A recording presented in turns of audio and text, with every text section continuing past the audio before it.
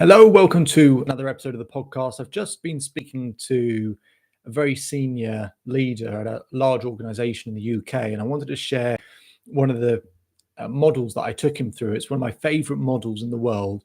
Uh, Before we do that, make sure if you haven't done so already, subscribe to the channel so that you can keep up to date with all the latest episodes. We post every single day on the podcast, and then we do live streams 4 times a week post some of the sessions. So make sure to subscribe, leave a like on this video if you enjoy the content.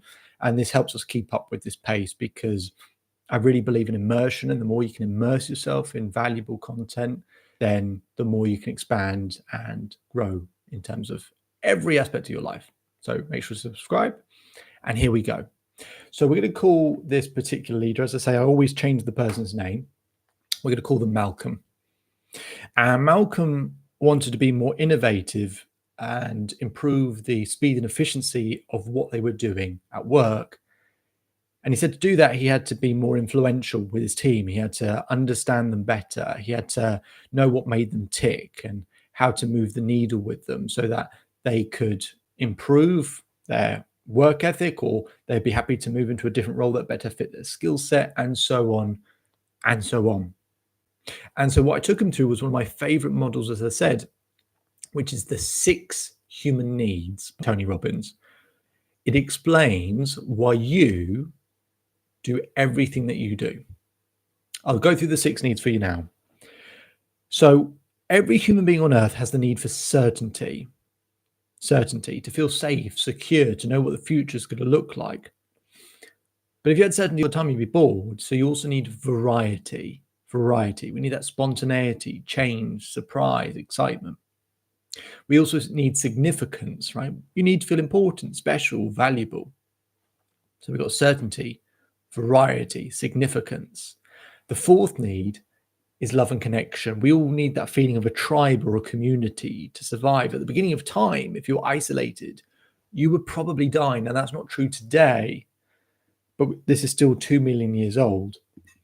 The 5th need is for growth. We need to feel like we're moving forward, that we're developing, that we're expanding. And the 6th need is contribution, that feeling that we can add value to other people's lives.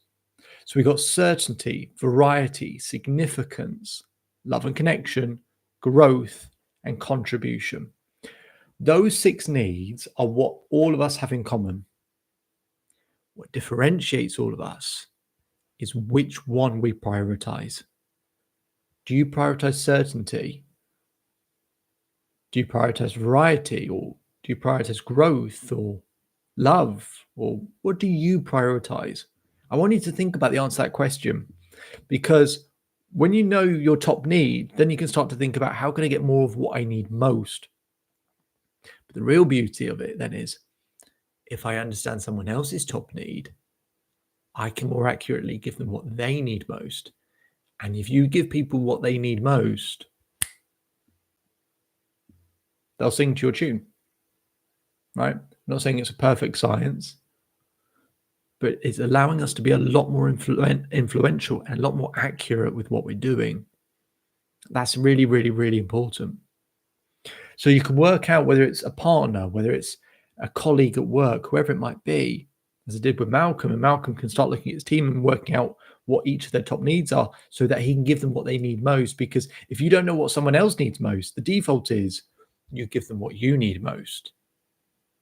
And you feel like you're doing absolutely everything, and they feel like you're just missing the bullseye. So understanding those 6 needs is important. Then understanding someone's top need allows you to influence people more accurately, more efficiently.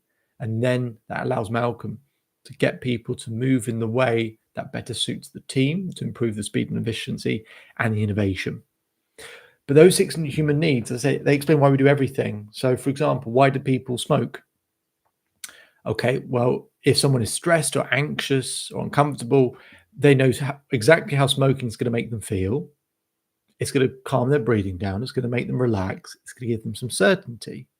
But it's also going to give them variety, because it's going to change their state from where they were to where they are now. That meets 2 needs already.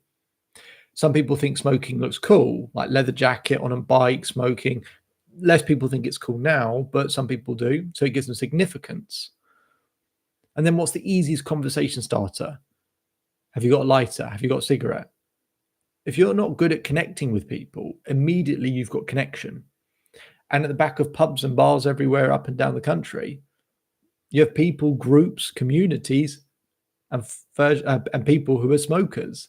So you immediately have a community, a tribe. You get that connection. And I've gone through 4 of those needs. Anything that meets 3 or more of our needs, we become addicted to it. And so what I want you to think about is, what is your top need? But also to explore, why do you do what you do? If you have a bad habit, which needs is that bad habit meeting? If you're driven by something, which needs is that meeting? If you spend time with certain types of people, which needs is that meeting? And then if you've got ways of meeting those needs for yourselves, it gives you better control of your life. But again, if you know someone else's top need, you can influence them better and have a greater quality of life as well. My name is David Holman. If you change today will change your life. So enjoy the rest of your day, enjoy the rest of your life, and I'll speak to you again soon.